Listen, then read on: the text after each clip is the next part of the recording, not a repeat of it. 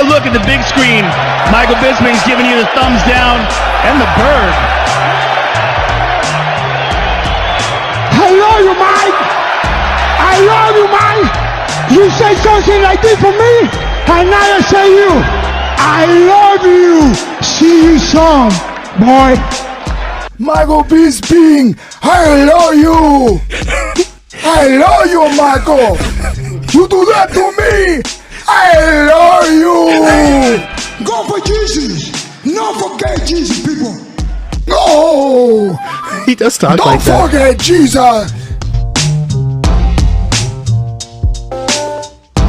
Mayweather is wrong. Conor, you know, as I say, love him or hate him, he is the Mayweather of MMA. He is the guy that's making the biggest paydays. He's the most famous fighter on the UFC roster, so therefore he is the Mayweather. He's not making 300 million, but he's making way more than anybody else on the roster, so that makes him the money Mayweather of the UFC. So it doesn't matter whether it's 300 million or 30 million, and it's not 30 million, it's more like 12, 13 million, something like that. And but they're also not talking money. about, you know, his necessarily even the fighting ability, because no, Conor they're talking about lost. him, the star.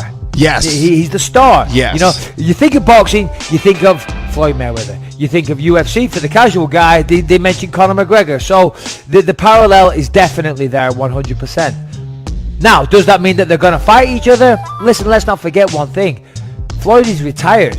He's retired. He doesn't need that money. He made something like 300 million from the Pacquiao fight, you know, and that ain't ever going to happen. He's never going to risk that. He's got too much to lose. He's never going to risk losing to Conor McGregor in a boxing match. Not that I think he would before we all start, but it's just not worth it. Why would he risk his legacy? He's got more money than he's ever going to be able to spend, and you know, he doesn't need that.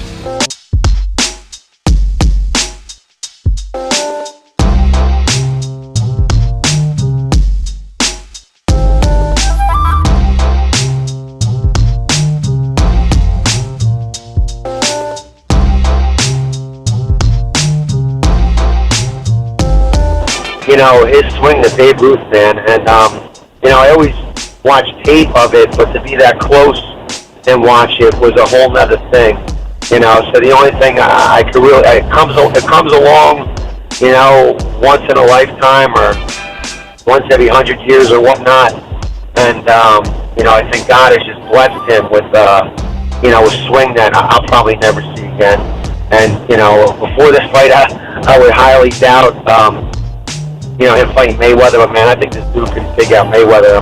I'm not really in a boxing match. Conor McGregor could beat Floyd Mayweather. I don't know, and like if it went far, but I could easily see him knocking anybody out, man.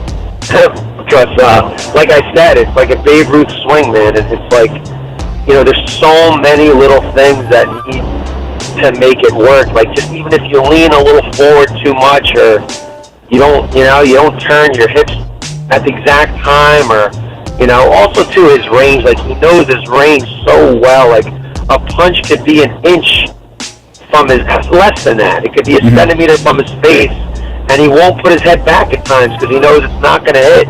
So, you know, when you pull, a lot of times he'll slide back his head and come, but if you don't slide back your head, the punch comes even faster, and there's times he won't even slip back his head because he knows it's not going to hit him.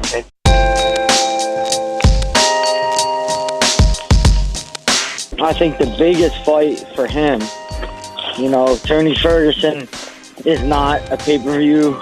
That's not a draw. Nobody cares about that. I don't know how many people would care about Khabib. People would only really care if he fought for a third title. That would be fun. A lot of people would tune in for that if he fought for the 70.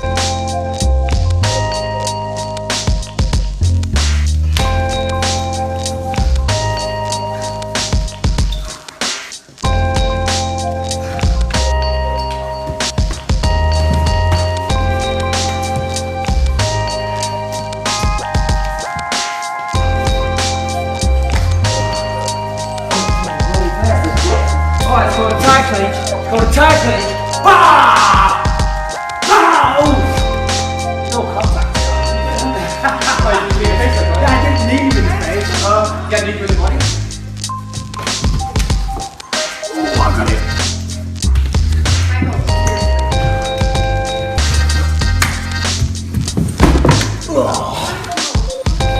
go.